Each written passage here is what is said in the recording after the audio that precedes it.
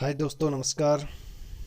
मैं पवन सिंह एक बार फिर से आपके लिए चाल, दूरी, समय से लेकर के सवाल लेके आया हूँ। तो देखिए, समय, टाइम, डिस्टेंस, दूरी, स्पीड, चाल के बारे में आज हम इस वीडियो में बात करेंगे। ज़रा अपनी पेन कॉपी लेके बैठ जाइएगा, बड़ी आसानी से बताया जाएगा। ऐसे सवालों में देखो, मुख्य रूप से 3 प्रकार के प्रश्न पूछे जाते हैं समय, दूरी, चाल से संबंधित। ऐसे में मुख्य रूप से 2 बातों पर ध्यान रखना होता है। पहली, अगर किलोमीटर प्रति घंटा दिया हुआ हो तो आप प्रति सेकंड में बदलना हो तो आप 5/18 से गुणा करते हैं, और प्रति सेकंड दिया हुआ हो तो आप प्रति घंटा में बदलना हो तो आप 18/5 से गुणा करते हैं। इसका रीज़न भी दोस्तों मैं आपको बता दूं कि किलोमीटर में 1000 मीटर होते हैं और घंटे में 3600 सेकंड होते हैं, तो 1000/3600 डिवाइड करते हैं तो 5/18 आते हैं। तो दोस्तों, अगर पूरी डिटेल से बताएंगे तो बहुत लंबा वीडियो बन जाता है, इसलिए मैं आपको ये जो नोट्स लिखवाए हैं वो लिख लें आप कॉपी में, ताकि आपको समझ में आ जाएगा। उन नोट्स को पढ़ेंगे तो आराम से। कुछ ज़रूरी चीज़ें मैं आपको दिखा देता हूँ, लिख करके बता देता हूँ और आप भी लिख लें नोट। खंबा, पेड़, आदमी, कोई भी निशान दिया हुआ हो तो इनकी रेलगाड़ी के आगे कोई लंबाई नहीं होती, यानी नगण्य होती है। खंबा, पेड़, आदमी हो, इनके आगे रेलगाड़ी के सामने कोई भी लंबाई मान्य नहीं होती, नगण्य होती है, अर्थात बिल्कुल तुच्छ होती है। अर्थात अगर सवाल में आदि पेड़, कोई निशान आदि देकर पूछें तो हम ट्रेन की लंबाई को ही काम में लेते हैं। लेकिन अगर ऐसी कोई भी वस्तु जिसकी लंबाई रेल के बराबर या उससे बड़ी या लगभग में हो, चाहे वो प्लेटफॉर्म हो, चाहे वो पुलिया हो, चाहे दूसरी रेलगाड़ी क्यों ना हो, कोई वस्तु हो, हम उस स्थान की दूरी को और रेलगाड़ी की दूरी को, दोनों को जोड़ते हैं। बिल्कुल सही बात है। अगर व्यक्ति दिया हुआ हो तो आप सिर्फ, खंबा दिया हो तो आप सिर्फ और सिर्फ रेलगाड़ी की ही लंबाई को जोड़ेंगे, जबकि पुलिया दिया हुआ हो या बराबर की कोई वस्तु दी हुई हो, छोटी थोड़ी वस्तु दी हुई हो, तो उनको दोनों को जोड़ेंगे, तभी तो आपको पता चलेगा। तो ये नोट्स हैं, वो लिख लें आप, ताकि आपको पता चल जाएगा कि इन नोट्स की एक बार आप कॉपी में नोट कर लें अच्छी तरीके से। तो ये तो मेरे हिसाब से आपको समझ में आया होगा कि अगर खंबा दिया हुआ हो, पेड़ दिया हुआ हो, जैसे बोल दे कि एक ट्रेन एक खंबे को पार करते 200 किलोमीटर प्रति घंटा की चाल से है, 100 किलोमीटर प्रति घंटा की चाल से, 70 किलोमीटर प्रति घंटा की चाल से चल करके आ रही है, और एक खंबे को 400 मीटर, एक खंबे को है वो पार कर देती है, तो बताओ उस खंबे को पार करने में कितने मिनट का समय लेगा। तो आप नगण्य, सिर्फ रेल की लंबाई का है वही काम में लेोगे आप। देखो, जैसे मैं आपको बता देता हूँ एक बार।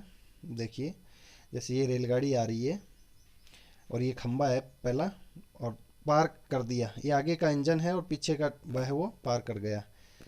तो इस स्थिति में ये जो खंबा है ये नगण्य है, सिर्फ ट्रेन की लंबाई ही आप काम में लेोगे, जो रेल की गाड़ी है उसी को ही काम में लेोगे आप।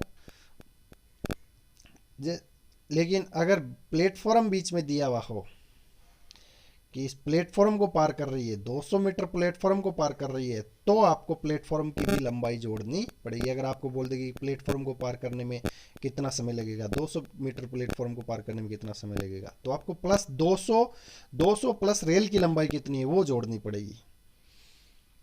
तो दोस्तों, जो ये रेल की लंबाई है वो और प्लेटफॉर्म की लंबाई है वो जोड़ने के बाद में आप प्रति घंटा किस रफ्तार से चल रही है तब उसका भाग दोगे, वो भी आप डिवाइड करके। अगर प्रति सेकंड घंटा में दिया है तो आप उसके हिसाब से 5/18 से करना है या 18/5 से करना है, वो आप तो करना है, जो नोट्स में लिखवा दिया है मैंने। तो इस प्रकार के सवाल है वो पूछे जाते हैं एग्जाम में, और अभी रेलवे का एग्जाम आने वाला भी है। जैसे ये ट्रेन आ रही है और ये जो आपको लाल खंबा दिखाई दे रहा है, अपने पोल बनाए हैं हमने, ये पोल यहाँ से लेकर के ये अंदर घुसी, यहीं से लेकर के, और जो ये ट्रेन यहाँ पार कर गई, ये पीछे का जो क्रॉस का निशान दिख रहा है, यहाँ खंबे ये क्या कर रही है, पोल को पार कर गई। यहाँ तक की लंबाई कितनी होगी, या कितने सेकंड में पार करेगी, या कितने घंटे में पार करेगी, मिनट में पार करेगी, तो वो दूरी है आपको ट्रेन को ही काम में लेना है। यानी खंबा दिया हुआ हो तो आपको ट्रेन को ही काम में लेना है। चलो देखते हैं सवाल की तरफ, तब समझ में आएगा अच्छी तरीके से। 500 मीटर लंबी रेलगाड़ी 90 किलोमीटर प्रति घंटा की चाल से चलते हुए बिजली के खंभे को कितने समय में पार कर जाएगी। तो 500 मीटर लंबी रेलगाड़ी है, 90 किलोमीटर प्रति घंटा, 1 घंटे में 90 किलोमीटर निकाल रही है, दौड़ती हुई स्पीड से चली आ रही है, और एक बिजली का खंभे को पार करने में कितना समय लेगी। तो 500 मीटर लंबी रेलगाड़ी 90 किलोमीटर प्रति घंटा की रफ्तार से कितना समय लेगी उस बिजली के खंभे को पार करने में। देखिए आपको मैं समझा देता हूँ सूत्र। पहला इसका सूत्र है, समय ज्ञात करना हो तो आप दूरी बट्टा चाल होगा। समय आपको पूछा गया कितने समय में, तो दूरी बट्टा चाल, दूरी बट्टा चाल। और दूरी कितनी है 500, और चाल कितनी है 90 प्रति किलोमीटर घंटा की चाल रही है, तो 500 बट्टा 90। लेकिन 500 तो क्या है मीटर है, और नीचे क्या किलोमीटर की रफ्तार दिया हुआ है, तो आपको प्रति सेकंड में बदलना होगा। तो दोस्तों आपको सेकंड में बदलना होगा, क्योंकि ऊपर मीटर है 500, नीचे 90 किलोमीटर में दिया हुआ है। तो दूरी मीटर में दी गई हो तो हमें घंटा को चाल सेकंड में बदलने के लिए, चाल को अगर आप सेकंड में बदलोगे, यानी जो चाल रही है उसको आप सेकंड में बदलोगे, तो 5/18 से गुणा करोगे, यानी 90 को आप क्या करोगे 5/18 से गुणा करोगे, तो प्रति सेकंड आपका समय आ जाएगा।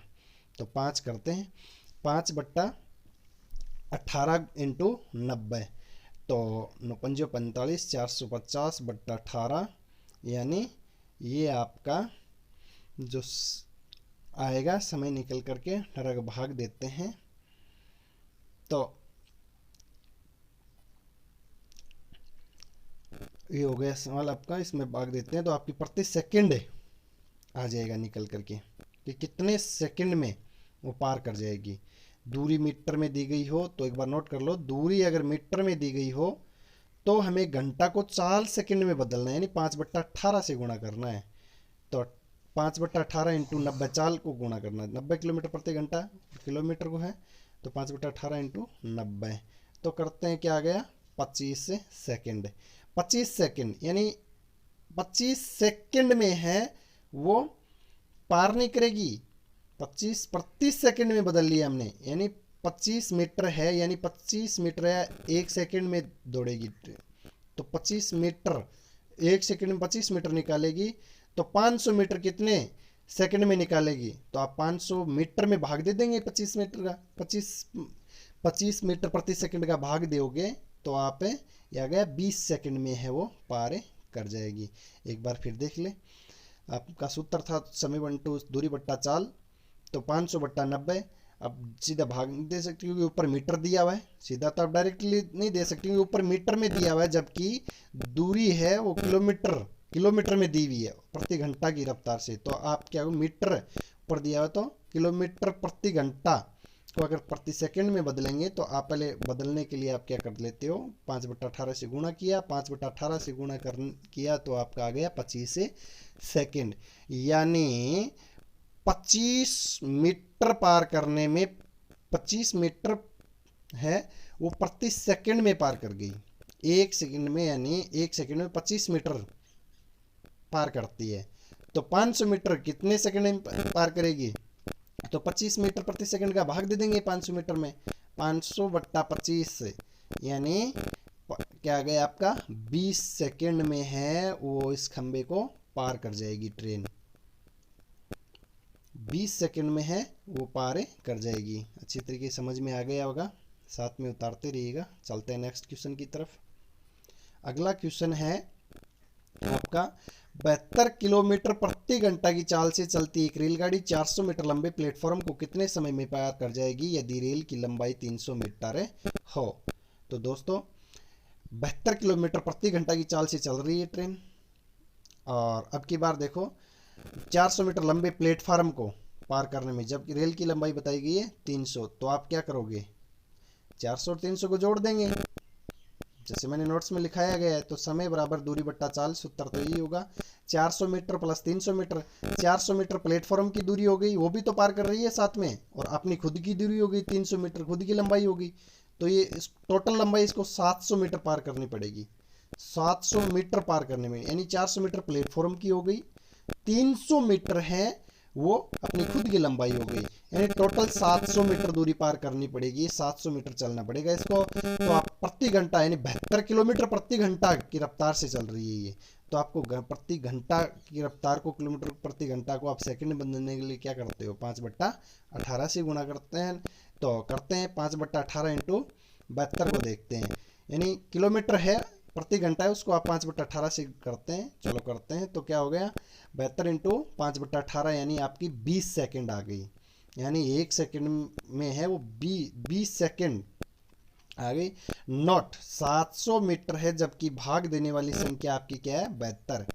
तो किलोमीटर प्रति घंटा है, तो हम किलोमीटर प्रति घंटा को मीटर प्रति सेकंड बदलने के लिए 5/18 से गुणा करते हैं, क्योंकि ऊपर मीटर है नीचे किलोमीटर प्रति घंटा दिया गया है। तो आप मिल नहीं खा रहा, तो आप क्या करोगे सेकंड में बदल करके भाग दोगे। तो सेकंड में बदलने के लिए, प्रति सेकंड बदलने के लिए आपने 72 इंटू 5/18 यानी 20 सेकेंड आ गए आपका, यानी 20 सेकेंड है वो आपकी आ गई। तो दोस्तों समझ में आ रहा होगा आपके, आप साथ में लिखते रहिएगा ताकि आपको आराम से समझ में आएगा। लिखने के बाद में अगर आराम से आप देखोगे तो आपको बिल्कुल मेरे हिसाब से समझ में आएगा।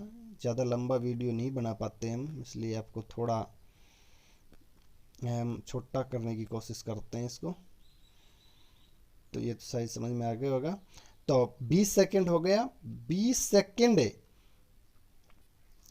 को आप क्या करोगे तो 700 मीटर बट्टा 20 सेकेंड, 700 मीटर बट्टा 20 सेकेंड, 700 मीटर था अब की बार सेकेंड है, तो मीटर 700 मीटर में 20 सेकेंड का भाग दोगे तो आपको कितना 35 सेकेंड में पार कर जाएगी।